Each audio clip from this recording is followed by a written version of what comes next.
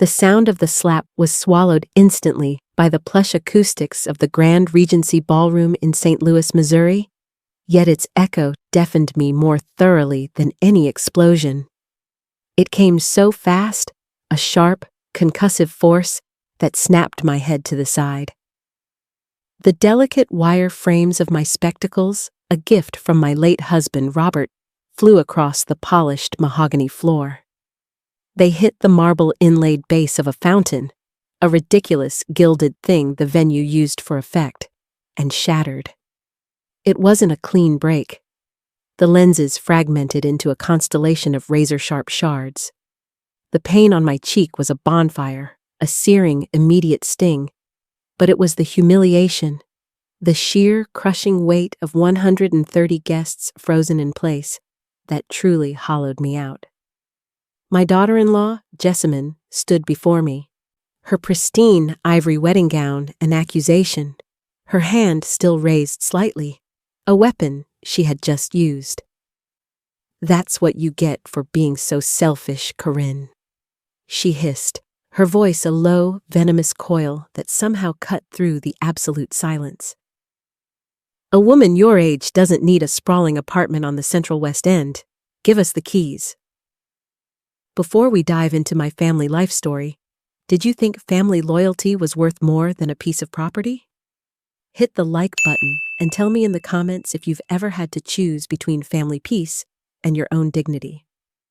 Let's talk about the unspoken battles we face, and also let me know where in the world you are watching from.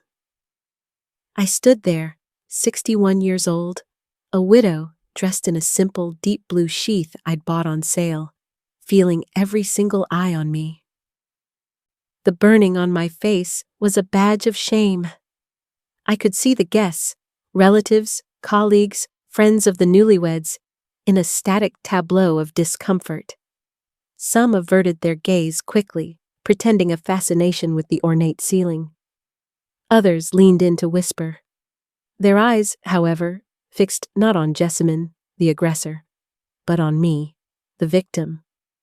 I was the inconvenient spectacle, the glitch in their perfect wedding narrative. Jessamine's words, "a woman your age," felt like the ultimate dismissal. It wasn't just a physical assault.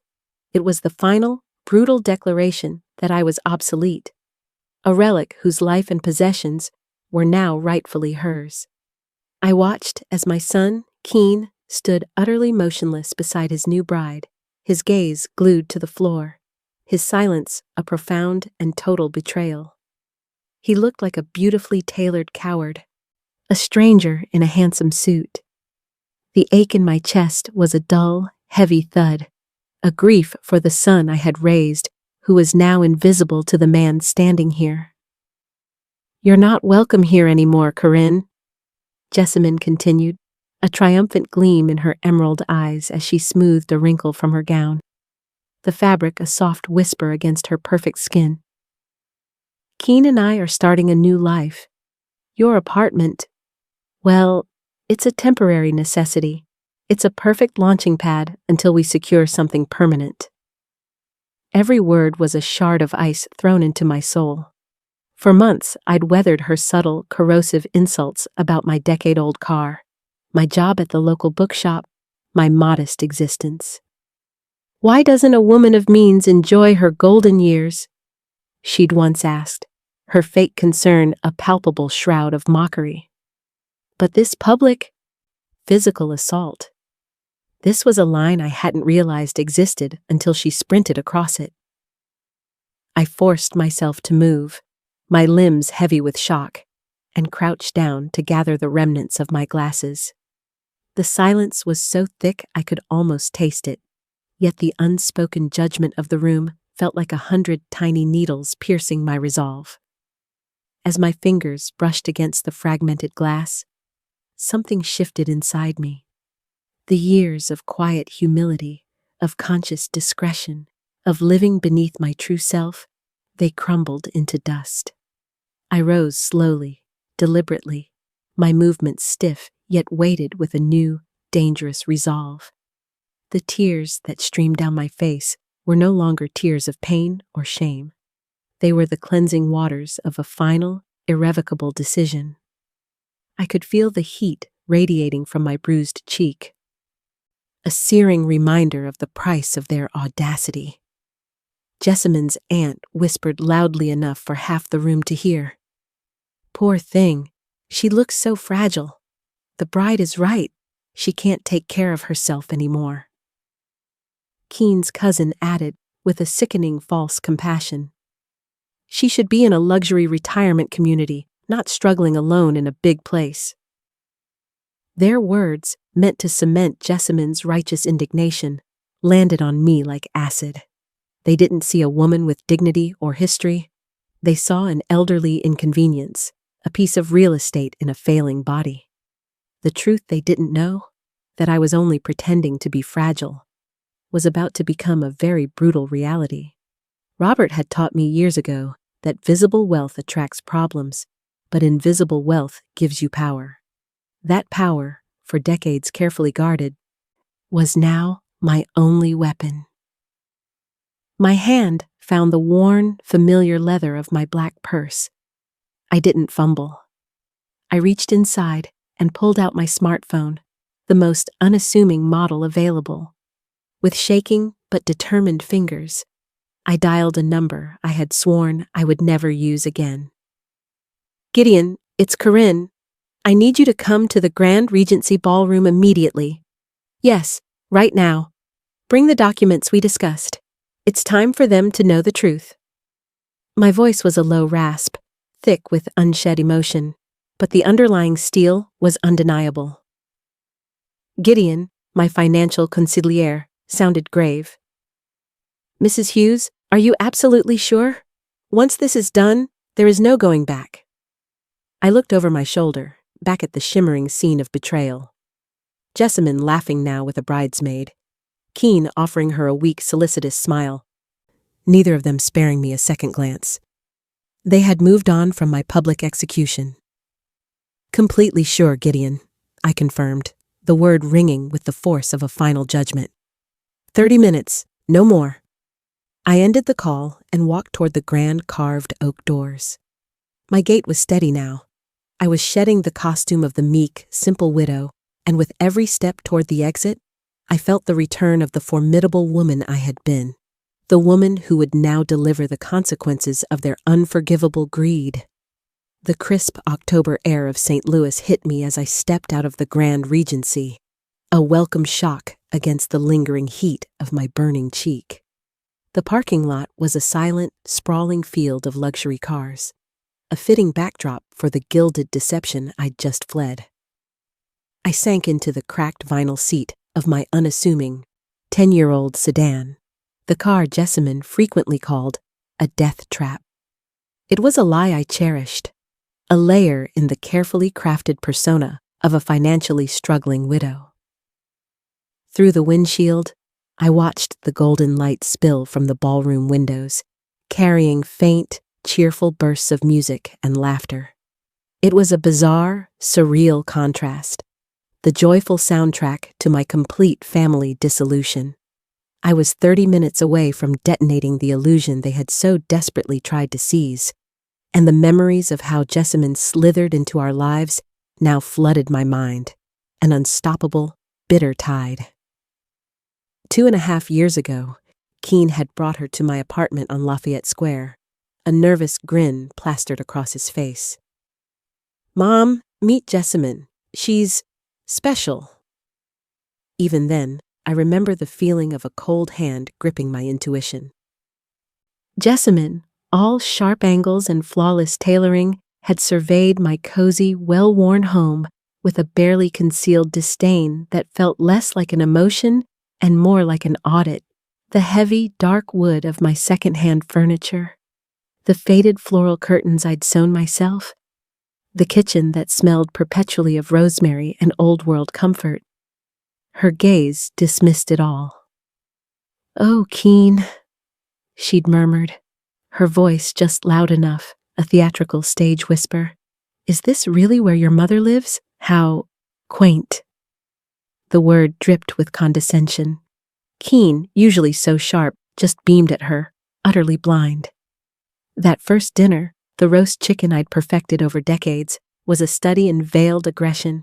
She'd poked at the food, citing a strict diet, but her real appetite lay in extracting financial information. "And how do you manage on a fixed income, Corinne? It must be a terrible struggle to maintain a property in this exclusive area." Her question, cloaked in false concern, was a line of inquiry that sounded alarmingly professional. The initial disdain quickly morphed into a calculated campaign. Every subsequent visit was a fresh layer of subtle torment.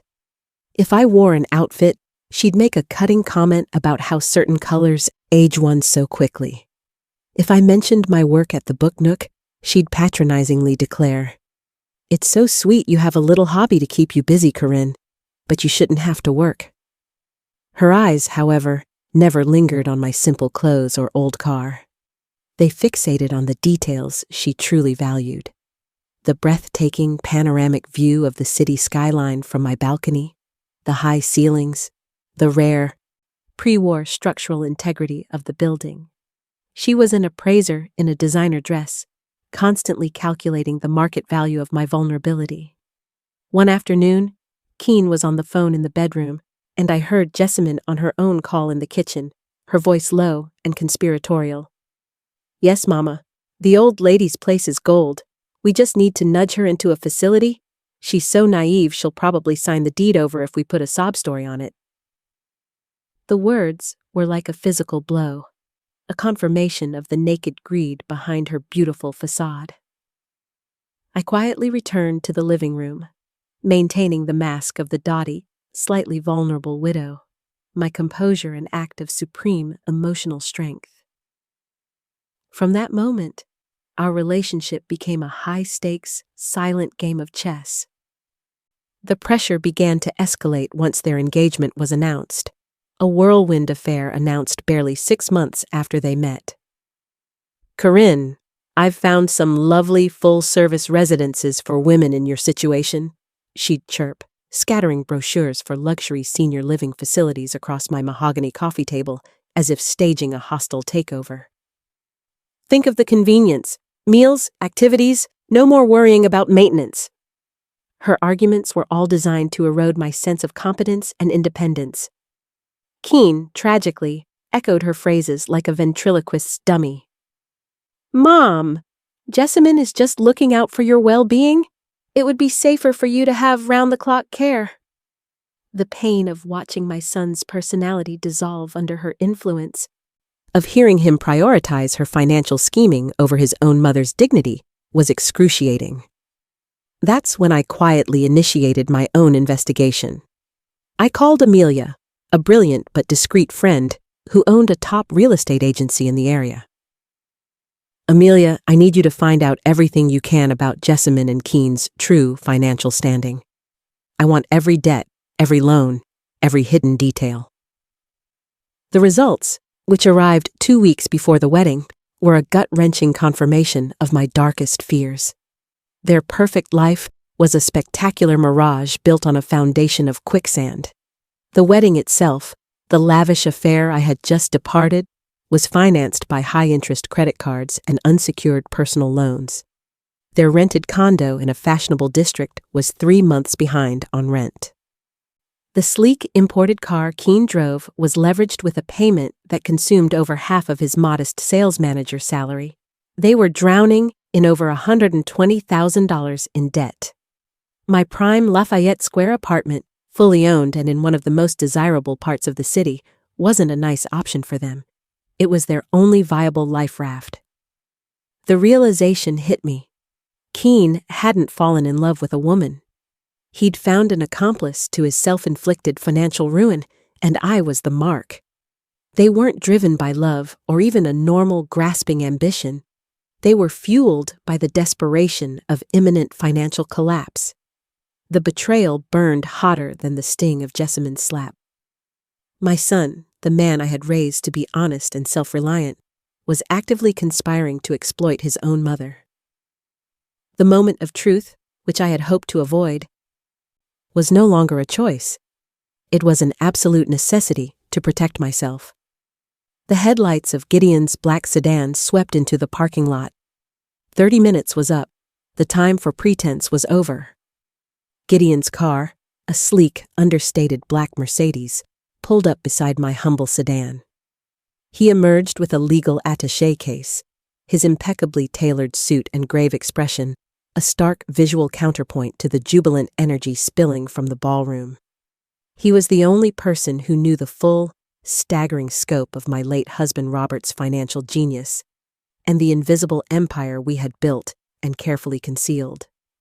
As I opened my door, the silence of the night felt like the calm before a financial hurricane. "Mrs. Hughes," Gideon said, his voice a low, formal baritone. "Are you certain you wish to proceed with the full disclosure? This is comprehensive." I looked him straight in the eye, my hand going reflexively to my throbbing cheek. "When a snake strikes, Gideon, you don't offer it a saucer of milk. You remove its venom. They chose this path when they saw me as an obstacle to be removed, not a mother to be loved." I had to move the story forward, not just with vengeance, but with an irrefutable foundation of proof. I remembered an earlier, crucial step, a preemptive measure I had taken just 3 days prior. I had called Joseph, my elderly but observant neighbor, who lived across the hall. Joseph had become my unexpected silent confidant. He was the one who saw Jessamine and Keen's veiled aggression, the one who'd called me a week ago, his voice tight with concern. "Corinne, that Jessamine girl brought a man here, a professional-looking one with a measuring tape. They were eyeing your door, whispering, and left quickly when I came out." Joseph's vigilance confirmed their final predatory move, having my apartment professionally appraised without my knowledge, setting the final trap. Now, I needed him for the one last piece of physical evidence that would turn the tide in the ballroom. I took a moment to call Joseph again. "Joseph, it's Corinne. I need a huge favor. Could you please bring me the large brown leather-bound folder from the bottom of my desk? The one with the heavy clasp?" "Yes, now. It's absolutely urgent." He didn't ask a single question, a testament to the trust we shared. 10 minutes later, Joseph arrived, winded, carrying the weighty folder. "Corinne, what is going on? Your face, it's awful," he whispered, his eyes wide with concern. I briefly, clinically, explained the slap and the demand for the keys. His face hardened, the look of a fiercely protective elder replacing his usual jovial demeanor. "That viper, I always knew she was trouble. Do what you have to do, Corinne. You are the kindest person I know. You deserve better." His validation, simple and pure, was a balm to my bruised soul. He was the family I had chosen, not the one I had birthed. With the folder now in my hands, I showed Gideon the documents Robert and I had safeguarded for decades. The first sheet was a bank statement. It confirmed a private investment account with a balance of $5.4 million. The second was a deed for a modest yet high-value downtown St. Louis office building, generating a monthly rental income of $50,000. The third was a title for a serene lake house in the Ozarks, an investment property Robert had purchased long ago. Robert, the man everyone thought was a simple office worker, had been an investment genius, building a silent financial fortress. "Visible wealth attracts problems," he'd often said. "Invisible wealth gives you power." My job at the bookstore was not for need, but for connection. My old sedan was not a necessity, but a preference for practicality. My Lafayette Square apartment, the sprawling space Jessamine coveted, was merely a memory-laden home, the least valuable asset in my considerable portfolio. But the true gut-punch documents were the final ones, a meticulously tracked ledger of my financial support for Keen. For 3 years, to quietly bail him out of the financial holes he dug himself into, I had been transferring $4,500 every month into his accounts. Payments he assumed were from work bonuses, tax refunds, or just good luck. This monthly lifeline had covered his soaring credit card bills, his car payments, even the down payment for the wedding itself, which he thought he'd negotiated a deal on. He hadn't realized I was the safety net, the invisible parachute that kept his lavish, irresponsible life from hitting the ground. Now, staring at the hard proof of their double betrayal, the exploitation and the attempt to declare me incompetent, I felt a quiet, absolute certainty. I had financed the very greed that now sought to destroy me. "Gideon," I said, handing him the notarized documents that revoked all future financial support and, crucially, the guarantee for the ballroom. "It is time for the final lesson." We turned and walked back toward the lights of the ballroom, two figures moving with a silent, heavy purpose toward a destiny they had unknowingly sealed. The wedding itself was just a theatrical climax, but the true emotional groundwork for my current predicament had been meticulously laid weeks earlier. I closed my eyes in Gideon's car, waiting a final minute before we made our entrance, and the memory of the family meeting Jessamine had orchestrated just a fortnight before the wedding burned through the darkness. It was an ambush disguised as concern, a psychological trap engineered with chilling precision. Jessamine hadn't just brought Keen. She had included her parents, the formidable, overtly wealthy Dorian and Cassandra, a couple who viewed the world in terms of assets and liabilities. They arrived at my apartment not as guests, but as a hostile negotiation team. The setup was clear. Dorian, a burly cold man, stood near my mantelpiece, looking around with the predatory, assessing eye of a land surveyor. Cassandra, her face a mask of patronizing concern, began the assault. "Corinne, darling, we need to have a serious talk about your future. We feel it's time for you to make responsible life choices." Responsible, in her lexicon, clearly meant financially advantageous to her daughter. "At your age," she continued, her voice soft but unforgiving, "living alone in a place this large isn't just impractical. It's genuinely dangerous. What if you fall? Who would find you?" The words were rehearsed, too smooth, perfectly crafted to prey on the universal fear of aging and solitude. Keen sat between us, staring at his hands, his head nodding mechanically at every one of Jessamine's or her mother's points, a heartbreaking confirmation that he was a lost cause, a puppet on a string, unable to defend his own mother. My heart ached, but the professional threat in their language was too stark to ignore. "Mom," Keen finally piped up, his voice barely a murmur. "They're right. Jessamine and I have been discussing it, and it would truly be best for everyone if you moved to a more manageable, appropriate residence. Appropriate for my age." I felt the heat of anger rise in my throat, but I kept my voice level, almost dangerously calm. "And who exactly gets to determine what is appropriate for me?" Cassandra and Dorian exchanged a smug, knowing look. "Corinne, we understand this is difficult, but you must think about what's best for Keen and Jessamine as they start their lives," Dorian interjected, stepping in for the kill. I knew the true target, the actual best thing for them, was my property. "And I suppose," I said, a faint, bitter smile touching my lips, "my apartment in this prime location would be just perfect for them to launch their married life, wouldn't it?" The abrupt, deafening silence that followed was all the confession I needed. The conversation shifted from my well-being to the cold, hard numbers. Dorian, now confident he had me cornered, produced a glossy, pre-printed folder. "We've run the figures, Corinne. The upscale facility Jessamine found costs about $2,500 a month. If you sell this apartment, and it's a magnificent property, truly, you'd cover those expenses for decades, and naturally, there would be a significant residual amount left over to help Keen and Jessamine with their initial expenses, of course."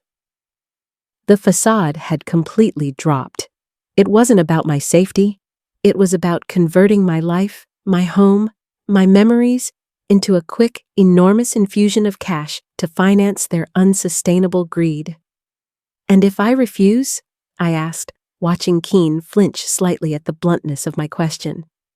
His face was a roadmap of conflict, his conscience fighting a losing battle against his desire for easy money. "Mom," he said, and the word felt hollow. "We hope it won't come to that, but if your mental health declines to the point where you can't make rational financial decisions, well, we would have to consider all options." The veiled threat was chillingly clear. Cooperate or face a legal battle to declare me mentally incompetent. They had researched the legal loopholes, prepared the ground for a systematic, forced dispossession. I sat with them for another hour, listening to their thinly veiled threats, their calculated concern, their complete lack of genuine human feeling. When they finally left, my resolve was forged in the fire of their betrayal.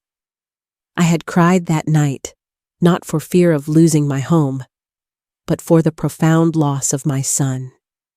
He had chosen money and a beautiful, ambitious stranger over his mother.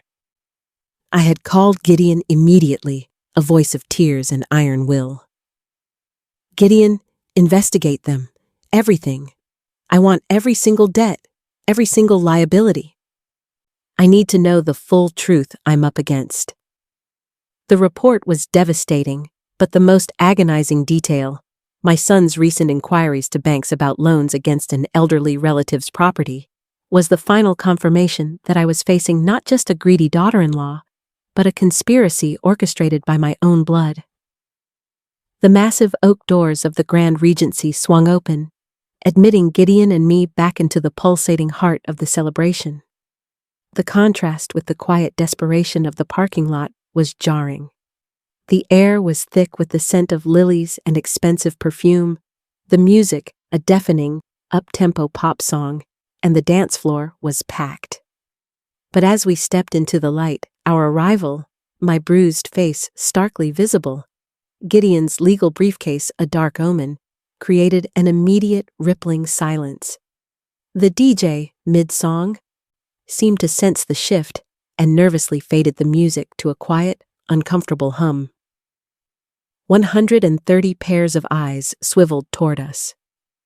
I could see the confusion, then the dawning realization of the drama that was about to unfold. Jessamine, who had been posing for a photographer with a bouquet, was the first to react. Her perfect, celebratory smile evaporated. "What in the world are you doing here, Corinne?" she spat out, her voice dangerously high-pitched, betraying a crack in her composure. "You already made a scene. Did you come back for more drama?" Her arrogance was a reflex, but underneath it, I detected a tremor of fear. She hadn't expected the lamb to return with a lion. Keen, standing beside her, looked utterly confused, his pale face a blank canvas of bewilderment. He didn't recognize the man beside me. Gideon, a master of timing, stepped forward, his presence immediately commanding attention. He spoke with the measured, clear tone of a judge delivering a sentence. "Ladies and gentlemen, I apologize for this necessary interruption. I am Gideon Jones, legal and financial advisor to Mrs. Corinne Hughes. I am here to deliver a number of urgent legal notifications to Mr. Keen Hughes and Mrs. Jessamine Dawson." The mention of a legal advisor at a wedding caused a collective, audible gasp in the room. Guests instinctively pulled out their phones, sensing they were witnessing something that would not stay private. Keen finally approached, his movements stiff. "Mom, what is this? Who is this man? What are you doing?" His voice was a blend of confusion and mounting dread, a stark departure from the arrogance he had exhibited earlier. "Keen," I stated, my voice steady, betraying none of the internal storm. "This is Mr. Jones. He is here to deliver some documents you should have considered long before you decided to humiliate your own mother." Gideon didn't wait. He snapped open his briefcase and pulled out the first document, its pristine white paper a sharp contrast against the lavish setting. "Mr. Keen Hughes," Gideon announced, his voice carrying to every corner of the ballroom. You are hereby formally notified that the financial guarantee your mother provided for your apartment lease agreement has been immediately and permanently revoked. Your landlord will be notified by courier tomorrow morning.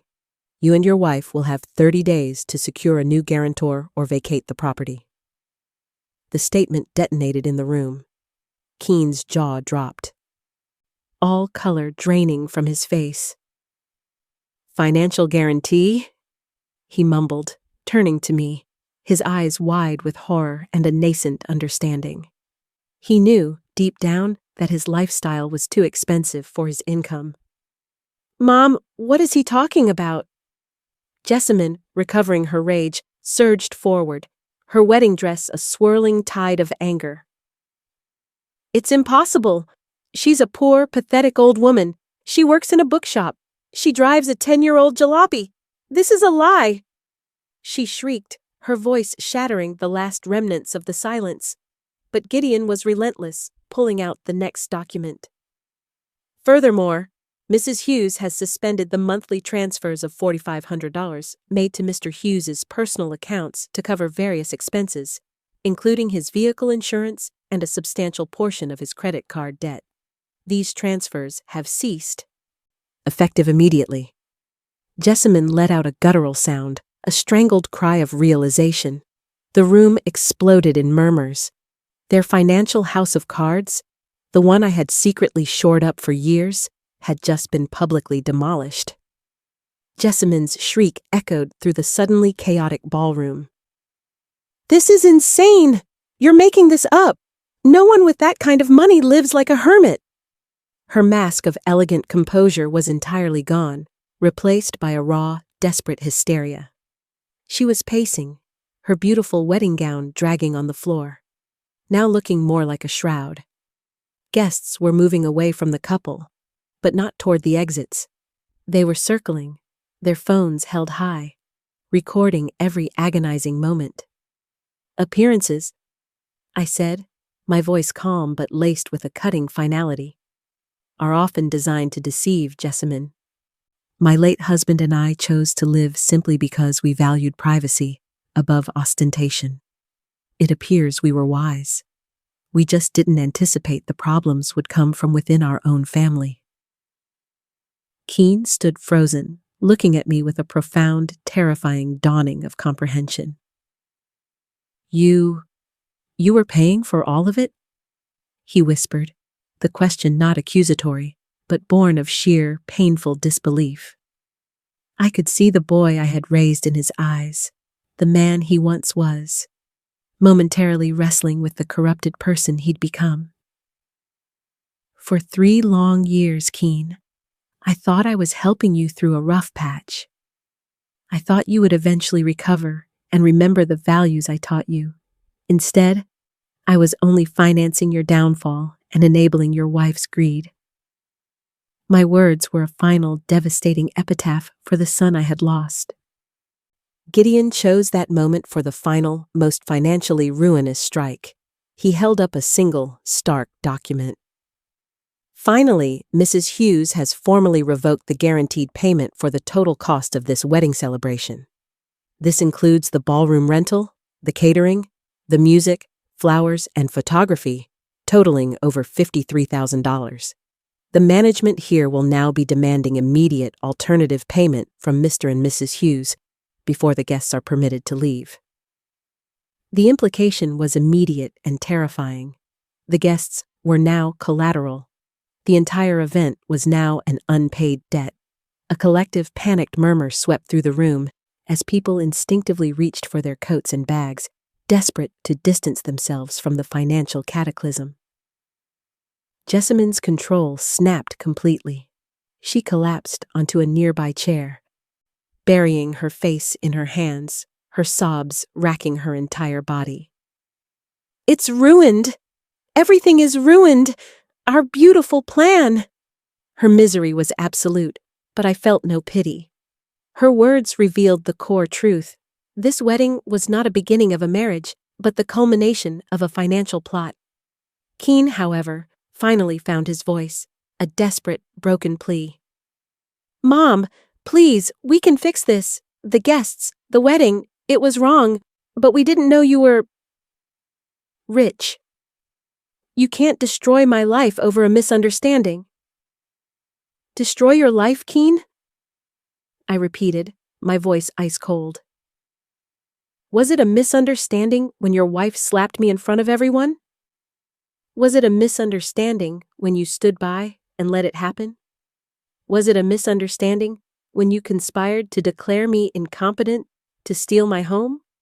My words cut through the room, silencing the murmurs. The truth, finally, had the loudest voice. Gideon waited for the silence to deepen one last time before his final announcement, the true and final severance of the cord. Mr. Hughes, I must also inform you that your mother has executed a full amendment to her will. All assets previously designated for your inheritance have been permanently redirected to a new charity dedicated to the protection of seniors from family abuse. The room fell into an abyss of disbelief. Jessamine let out a primal scream. The silence of the betrayal was replaced by the deafening sound of their world falling apart. Jessamine staggered backward from Gideon's final declaration, the color leaching from her face, making her look spectral in her white gown. No, you can't disinherit him. He's your only son. Over a stupid fight? Her words were a desperate, clawing rejection of reality. A stupid fight? I echoed, stepping closer, my eyes locked on hers. A family conspiracy to steal a woman's home, a public humiliation, a physical assault. That is how you define a stupid fight? My voice was low, measured, and devastating. I didn't need to shout to convey the weight of my contempt. Dorian, Jessamine's father, a man whose face was a carefully constructed mask of control, finally approached, his composure visibly cracked. Mrs. Hughes, I believe we are all a little emotional. Can we please discuss this privately? We can certainly resolve this situation. His tone, once patronizing, was now tinged with a desperate transactional urgency. He had recognized that he had backed the wrong horse, that his daughter had messed with a woman far more powerful than she appeared. There will be no private discussion, I replied, standing my ground. Every word I have to say has been said here, in front of the same people who witnessed my humiliation. You made this public, Mr. Dawson, and my response is public. The guests were utterly transfixed, their heads swiveling between us. Gideon snapped his briefcase shut with a loud, definitive thwack that echoed in the vast room. Mrs. Hughes has delivered and explained all necessary legal documents. The effect of these actions is immediate. I suggest you contact your own legal and financial advisors immediately. With his professional duty complete, he turned to me, a look of profound respect in his eyes. It was our cue to leave, to let the immediate, agonizing consequences settle upon the perpetrators. Jessamine was sobbing, a broken mess on the chair, her ruined makeup streaking her face. It's all ruined, all our planning, she muttered through her tears. I stopped in front of her, forcing her to look up at my bruised face. What is ruined, Jessamine, is the illusion that greed has no price. What is ruined is the belief that you can mistake kindness for weakness and get away with it. It was a lesson, delivered not with malice, but with the cold, hard force of justice. Keen was beside her, a lost, trembling figure. Mom, we have to fix this. Please, what are we going to do? You are going to do what all responsible adults do, Keen, I said, looking at him with a mix of sorrow and finality. You are going to learn what it means to work hard. You are going to discover the true value of money earned honestly, and you are going to learn, without my safety net, the true cost of disrespect and betrayal. I turned away, and with Gideon by my side, I walked toward the exit. The ballroom, once a symbol of their false triumph, was now a tomb for their avarice, filled with the collective silence of a shattered deception. I left behind a son who had just realized he had not only lost his inheritance, but had permanently severed the unconditional love of his mother. As Gideon and I reached the grand entrance, the sudden chaos we had unleashed was interrupted by a desperate voice I recognized. "Wait, Corinne!" It was Lyra, Keen's younger sister, and my niece. She was running toward us, her face streaked with tears and a look of genuine horror in her eyes. Lyra, a dedicated art teacher in her late 20s, had always maintained a quiet, genuine affection for me, a relationship untouched by her brother's growing obsession with wealth. "Aunt Corinne," Lyra choked out, grabbing my hand. "I swear, I had no idea about any of this. Keen never told me about their plans to force you out. If I had known, I would have warned you." I stopped and studied her face. Her distress was real, unvarnished by the manipulative greed I had come to recognize in Jessamine and Keen. "I know, Lyra," I said softly, placing my unbruised hand on her cheek. "You've always seen people, not opportunities. You've always been different." Her tears fell harder, confirming her devastation over her brother's monumental failure of character. "But why, Aunt Corinne?" she asked, her voice laced with pain and confusion. "Why did you keep all of this, the real wealth, a secret? Why live so simply for all those years?" It was the question that had hung in the air of my life for 2 decades, and it deserved an honest answer, especially for her. "Your Uncle Robert and I learned long ago that money doesn't just buy things, Lyra. It changes people. We saw families destroyed by inheritance, friendships shattered by loans. We chose to live simply, to guard our privacy, and to test the real loyalty of those around us. Invisible wealth," I explained, "gave us the power to protect what mattered, our peace, and the relationships we hoped were genuine." Lyra nodded slowly, finally grasping the profound, painful wisdom of our choices. "And Keen?" she murmured, her voice barely audible. "He wasn't like this. What changed him?"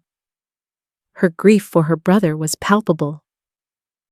"What changed him was greed disguised as love, Lyra, and my attempt to protect him from the consequences of his poor decisions.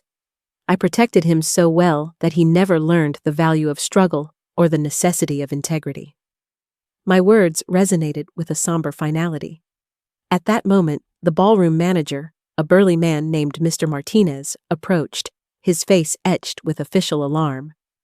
"Mrs. Hughes, I've just received the notification. The payment guarantee has been revoked. The outstanding amount of $53,000 for the venue and all services is now due immediately. What is the alternative form of payment?" The question brought a fresh wave of panic to the remaining shrinking crowd of guests. Keen and Jessamine, who had followed Lyra, stood close by, their expressions a study in desperation. "Young man," Martinez said firmly to Keen, "your mother had the legal right to withdraw the guarantee. I need an alternative payment right now, or I am forced to suspend the entire event." The ultimatum was final. "Mom," Keen pleaded, tears welling in his eyes, a sight I hadn't seen since he was a child.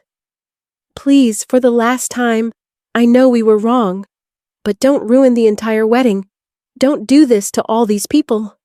I looked at him, the genuine sorrow finally piercing his self-pity. "I am not ruining anything, Keen. You did that when you chose greed over love. You created this mess, and now you must solve it." With those words, I turned my back, nodded to Lyra, and with Gideon by my side, walked out into the cool St. Louis night, leaving my son to face the brutal reality of the consequences he had orchestrated. 3 days later, my apartment on Lafayette Square felt like a sanctuary, a fortress of calm amidst the storm I had unleashed. Joseph, bless his heart, had been bringing me coffee and a newspaper every morning, a ritual he called checking on the newly dignified. The phone had been an insistent, relentless siren. Keene had left a flurry of messages, ranging from furious recriminations to broken, pleading apologies. Jessamine's texts were a cascade of hysterical, unpunctuated demands. Her parents had even tried to barge in twice, but the calm finality in my refusal had deterred them. Gideon arrived that morning with a grim expression, confirming the inevitable. "Mrs. Hughes, the inevitable is now reality. Keene and Jessamine were formally evicted from their condo yesterday. The Grand Regency has initiated legal proceedings for the outstanding $53,000. All their lines of credit have been frozen or canceled due to non-payment." His summary was clinical, but the gravity of their financial annihilation was stark. "And their current location?" I asked, my voice flat. "They've moved in with Jessamine's parents, a 2-bedroom apartment that was already overcrowded. My sources indicate the atmosphere is highly volatile." But the true explosion arrived an hour later, not from the defeated couple, but from a coordinated ambush far more insidious than the first. Lyra and Amelia, my friend the real estate expert, arrived unannounced, their faces etched with urgency.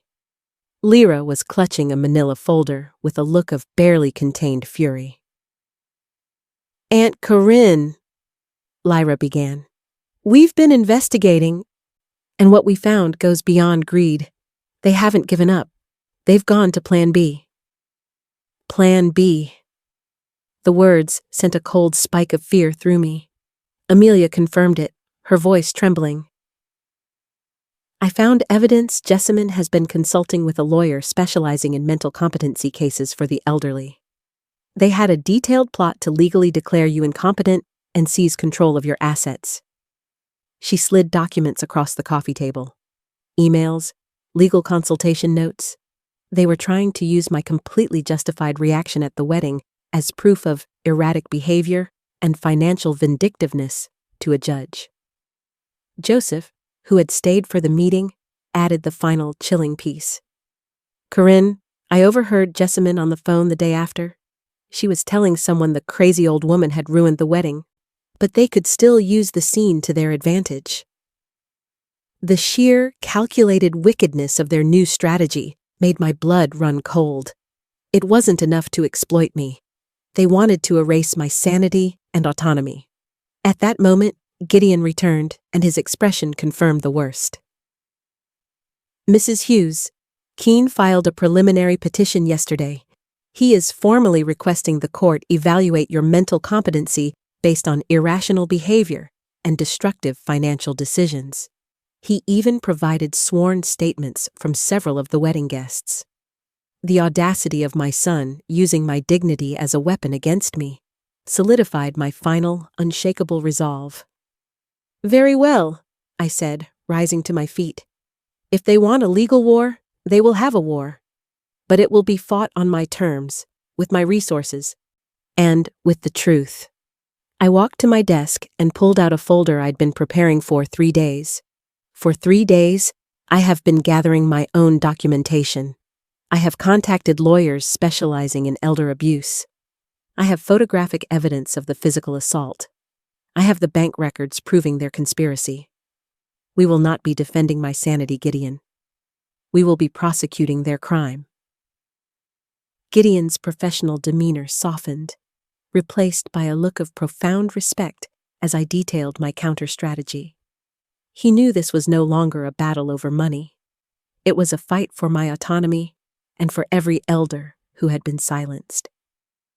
"Mrs. Hughes," he said, consulting his notes, "the petition Keene filed for your competency hearing is weak, but they have attempted to manipulate public opinion.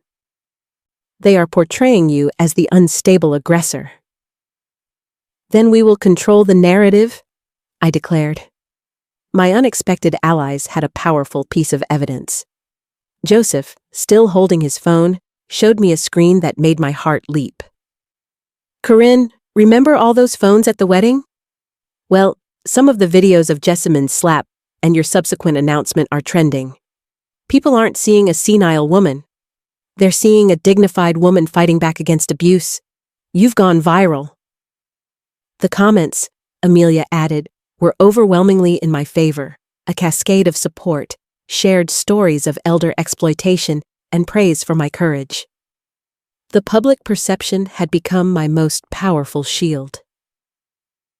The legal fight will be much easier with this public support, Gideon confirmed, his professional smile returning.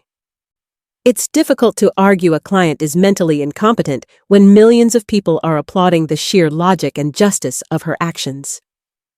The battleground was moving from the courtroom to the court of public opinion, a realm where my life of carefully concealed simplicity was about to become my greatest asset. It's time to tell the full story, I stated, a sense of empowerment washing over me. I want to reach out to stories of a lifetime. I will do a national interview.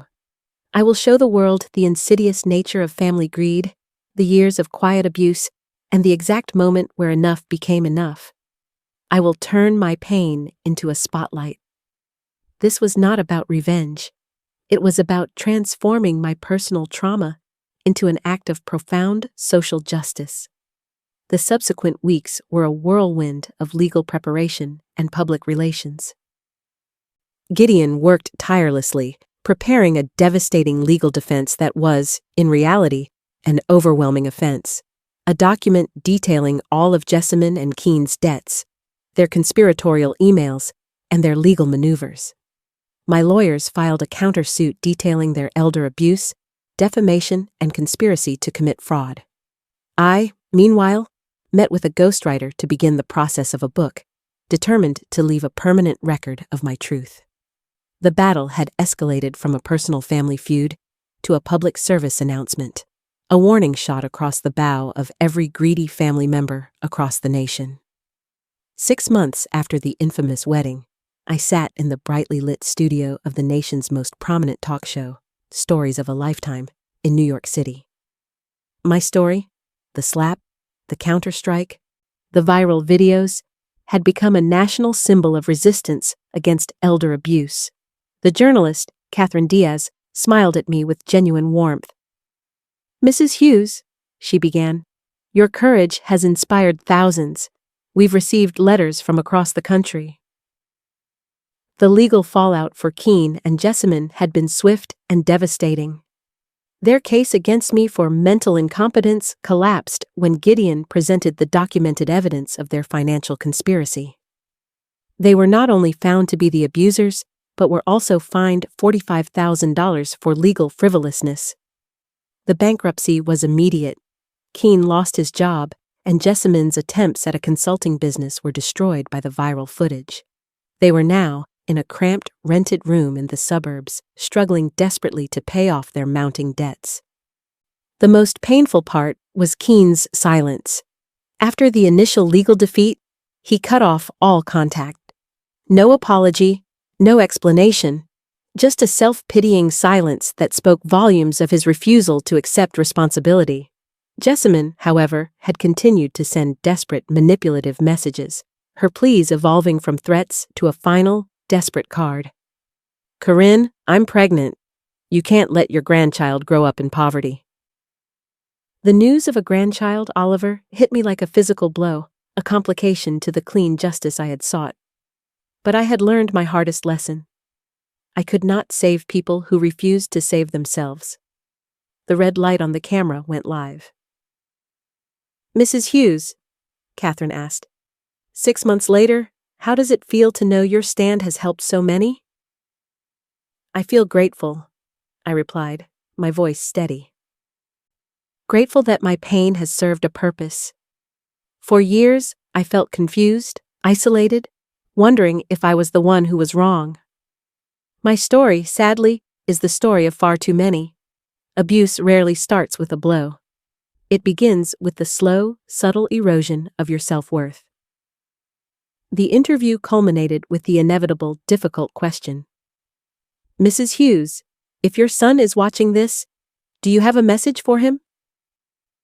I looked directly into the camera, knowing the odds were high. "Keen, I will always love you because you are my son. But love does not mean allowing them to abuse you. Love does not mean sacrificing your dignity for their convenience. The door to my heart is open. but only if you can walk through it as the honorable man I raised you to be. Only if you can accept full responsibility for your actions. And to all the others watching, I added, turning to the broader audience, know that you are never too old to demand dignity, to set boundaries, and to reclaim your life. You have the right to be treated with respect. 2 years have passed since the night of the shattered glass. I sit on my balcony on Lafayette Square, the same spot where I used to contemplate the subtle horrors Jessamine inflicted. My life is now a testament to the fact that the end of a toxic relationship is not a loss, but a liberation. My bruised cheek has healed, but the dignity I reclaimed is a permanent strength. The biggest change is my purpose. I founded the Corinne Hughes Foundation for the Protection of Seniors, using the entirety of the inheritance I redirected. We have helped over 400 elders regain control of their lives, their property, and their self-esteem. Joseph is now the foundation's vice president, giving lectures on detecting family manipulation with a passion that belies his 72 years. Lyra, after leaving her teaching career, is my educational director, constantly reminding me that true family is chosen, not merely inherited. My book, When Love Hurts, An Elder Woman Fights Back, became a national bestseller, with all royalties funneling directly into the foundation. I'm now a speaker, a mentor, and an advocate. My old life of quiet, fearful isolation is gone, replaced by a meaningful, impactful existence. My mental and physical health, once ravaged by the chronic stress of family tension, have dramatically improved. My doctor says my stress levels are that of a woman a decade younger. Keene tried to contact me 3 times during these 2 years. Each call, however, was a familiar request for financial help. A desperate attempt to externalize his problems, never a genuine expression of apology. The final time, he played his most painful card. "Mom, your pride is more important than your grandson, Oliver," I replied with a clarity I had finally earned. "Keene, my dignity is exactly as important as my grandson. I hope one day he learns that lesson better than you did." It was the final, clean-cut, strangely liberating. For Oliver, my unseen grandson, I have established a trust fund for his college education, managed by Gideon, which he will access at 18, regardless of our relationship. It is an investment in his future, free from the conditions of his parents' greed. When people ask me if I regret what I did that night, my answer is simple. I look out at the cityscape, at the new chapter I have written, and I feel a profound, unshakable peace. The life I have now, dedicated to justice and self-respect, is richer and more authentic than the one I had before the slap. I learned that day that sometimes the only way to save yourself is to be willing to lose everything else. My story is not a traditional happily ever after, but it is a powerful one. It is the story of a woman who was underestimated, betrayed, and physically assaulted, who chose to fight back, not for revenge, but for the fundamental human right to dignity. And in doing so, I finally, truly, came home to myself. Did Corinne make the right choice, or was she too harsh on her son? Share your thoughts and stories about setting boundaries with family in the comments below. And if this story moved you, don't forget to check out my other videos on the essential topic of family financial abuse.